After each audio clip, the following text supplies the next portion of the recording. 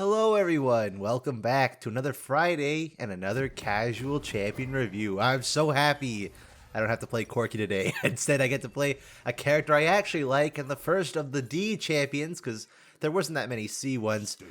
Darius. It's just downright Darius. You might notice I have Smite, and that's because I'm not actually gonna go top lane Darius, because usually for these casual reviews I like to play lanes that are a bit more relaxing, so support, mid, jungle, a bit more relaxing than playing top and AD carry. I think I also just hate those roles, so we're playing jungle Darius today. Gonna be trying out an interesting build. I don't want to spoil what it is, but it's going to be pretty funny. Just you wait and see. You know what else is pretty funny? The fan art section. Look at that. There's so many dunk masters. I think we found the universally liked best Darius skin. I wouldn't disagree with you on that. I'll probably talk about skins later in the video, but man, nice to see you fellas share the same appreciation of the Dunk King that I do. So thank you, fellas. Always amazing. All right, so Darius. And yes, it's Darius, not Darius. I know that a lot of people pronounce him Darius. I don't get that. It sounds weird. I'm not overly fond of champion names that are just some guy or some girl, like Gwen. That's just the lady from Total Drama Island. Darius just sounds, one, it sounds more not a normal person name, but also because it sounds powerful. It sounds like, yeah, that's Darius. That's the leader of the Noxian army. Yeah, it's good Darius. Like, I'm done ranting about this. For the first time in 3 weeks, we have a champion who has actual lore behind them, unlike Cho'Gath and Corky. So Darius was orphaned at a young age along with his brother, Draven, and they grew up in the port city of Basilish, which was eventually conquered by Noxus, as many port cities tend to. And at a young age, he was recruited by a Noxian commander named Cyrus, not Silas. It's kind of confusing. Saw the strength and potential that Darius and his brother had and were inducted into the Noxian military. And years would go on and Darius would prove to be a very comparable soldier. He moved up in the ranks, doing good, lots of victories, and eventually was in a battle, and a Noxian general wanted to retreat, and Darius said, no, that's not the Noxian way, and he beheaded the general in front of all the soldiers. Weirdly enough, instead of them turning on him and killing him instantly, because Noxus is Noxus, that inspired them to go on and fight a battle that they were severely outnumbered, and they won. Kind of proved Darius' strength both as a soldier and as a leader. So when he returned home, he was awarded his very own legion, not the Trifarian Legion, that comes later, but still of similar values, the biggest, baddest, strongest soldiers in the Empire, and he was dubbed the Hand of Noxus by then Emperor Borum Darkwill. Became a symbol of Noxus in a way, something that the people could look up to and inspire them for strength, that they could be just like him. It's the way of Noxus. Anyone can seize power. This random orphan kid from a port city that wasn't even part of the original empire has become an inspiration to all in the land, and that really, it's a good representation of Noxian ideals in that way. But later on in life, he was sent to a campaign in the Freljord, which if you guys remember that little cinematic of him in the Freljord with all the wolves and stuff, that's what that is. He kind of went on a campaign, and it didn't go very well. He lost most of his soldiers up there, lasted several years, and led to pretty much a stalemate. So he returned home downtrodden. He was prepared to go back to Noxus' demand to Borum Darkwill for his army to be rebuilt. But unfortunately, when he got back home, things weren't as he remembered them. When he got back home, he found that Borum Darkwill was no longer even in power, now replaced by Jericho Swain, the disgraced general. It was expected that Darius, as a symbol of Noxus and a close ally of Borum Darkwill, that he would kill Swain in return and potentially even usurp the throne, become emperor himself. But Darius didn't really see it that way. He actually kind of likes Swain and his ideals, and it didn't help that his brother, who he does care for, I don't think he really likes to admit it very often because he's a very cold, calculating person, but he does love his brother, and Draven helped set up the coup in the first place that overthrew Borum Darkwill, so it's kind of hard to turn his own brother for him. Darius actually respected Swain as a leader and a tactician and knew that Noxus would be in good hands with him as his leader, and he was prepared to be led by Swain, just continue as a soldier, the leader of his own army, but under Swain's rule. But Swain had a different idea, because Swain doesn't want the same thing that happened to Borum Darkwill to happen to him. He wants to make sure that Noxus is ruled equally, and that every part of strength is represented in the Triferics, as he called it, which was Swain, who is Vision, the faceless one, who is definitely LeBlanc in disguise, and Might would be Darius. So now there's 3 leaders of Noxus, each representing each aspect of strength. And Darius got his own army back. Now he has the Triferian Legion, composed of only the most respected, loyal, and prestigious warriors in the Empire. So I guess some other things we should say about Darius before we get into his gameplay or design, how well it's executed, is that he's not a crazed, bloodthirsty killer like some people would probably expect him to be in his position. He's actually quite cold and calculating, almost unfeeling in a way. He is prideful of what he does. That's not to put it past him, but he doesn't really do it for the violence. He doesn't revel in the death and destruction he causes like Draven does. He does it because it's for the good of the Empire, and he fully believes in the vision, get it, of the Noxian way. It is fully within his mind that what he's doing is just. Even if the means are violent, the end is the correct one. That the world will be better once it is all the Noxian Empire. So where does that leave his design? Well, it's actually really interesting. I think Darius is probably the most unique example of this, where Darius back in the day was created to be the antithesis to Garen, because back in the old days, Demacia were the good guys and Noxus were the bad guys. I'm sorry, Ivan.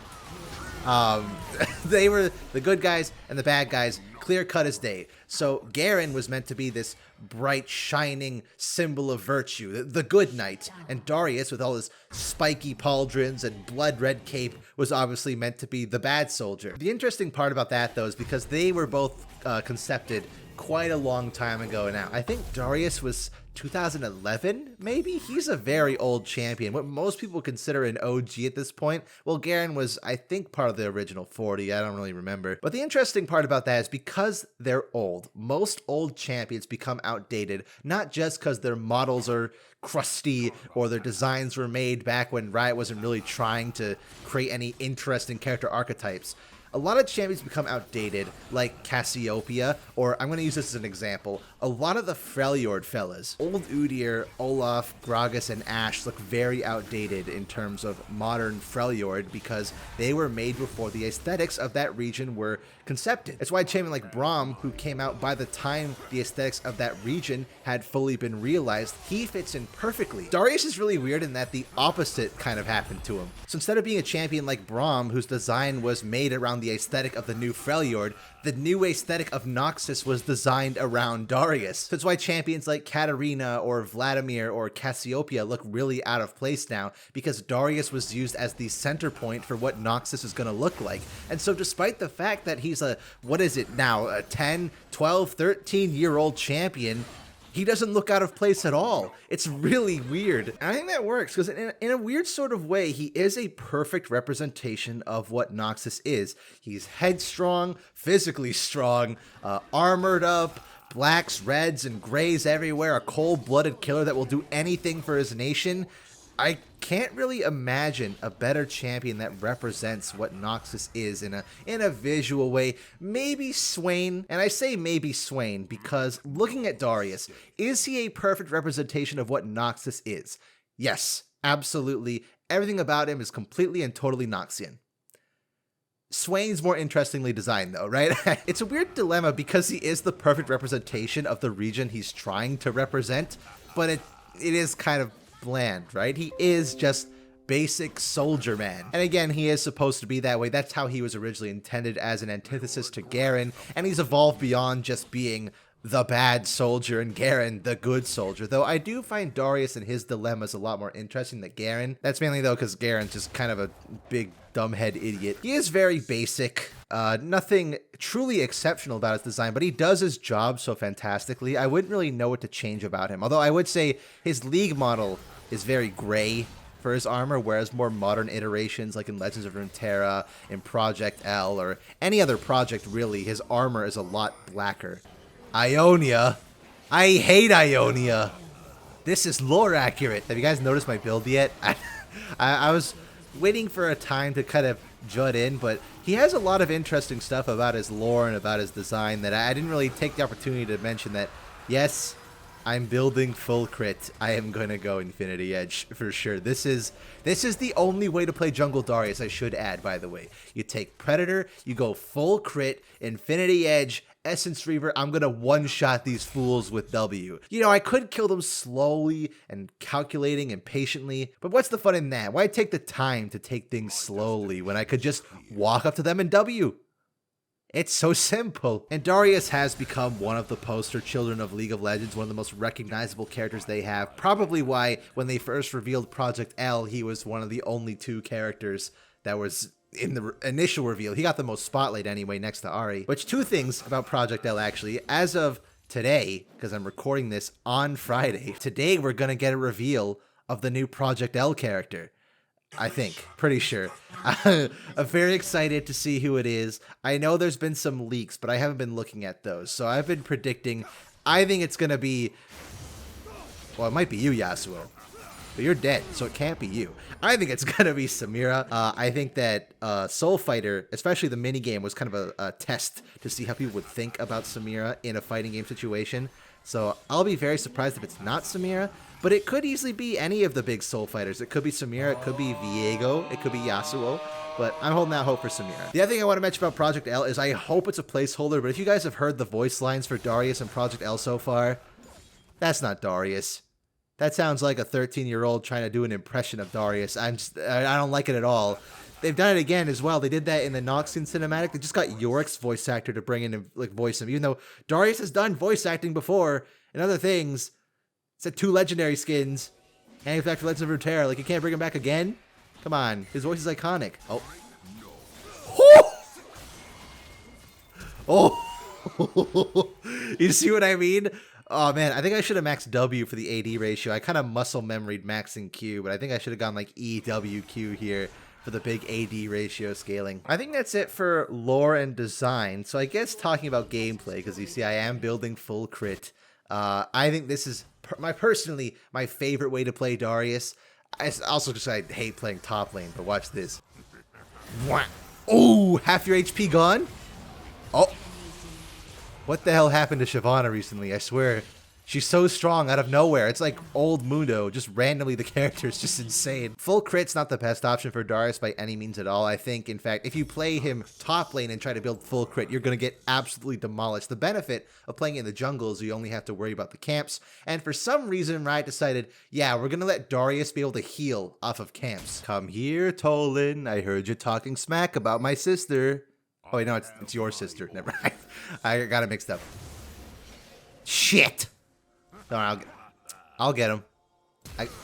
Shit!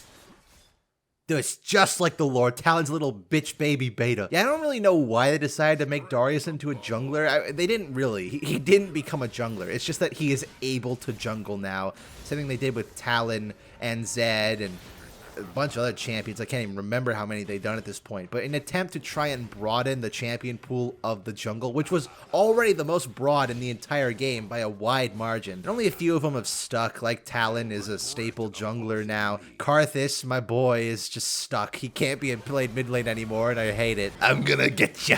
I'm gonna get ya. Wow. Oh.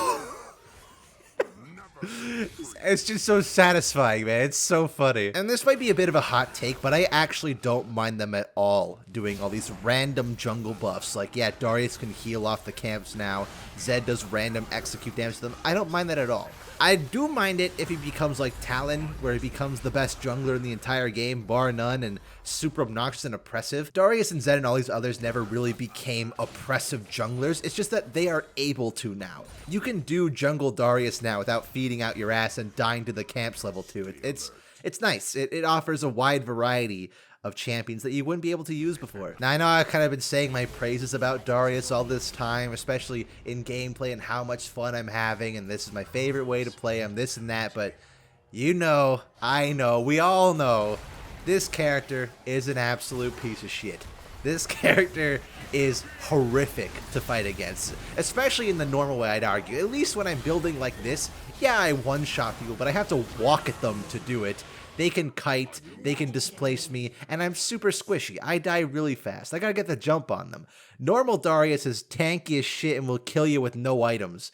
it is absurd and infuriating to fight against no matter what stage of the game you're at. And I guess that's thematically appropriate for him, right? Like, he kind of is a bully in a way, and his gameplay pattern, he's a bully. He's just designed to be oppressive to the enemy laner. I mean, that's obvious, though. I think everyone knows that. I think I still remember back in Magikarp's old video talking about your most hated champions, people talking about Darius, because he's a piece of shit. There's no other way to work around that. So I guess last thing of note for Darius I haven't mentioned is his skins, although I did say at the beginning with the fan art section, Dunk Master is his best.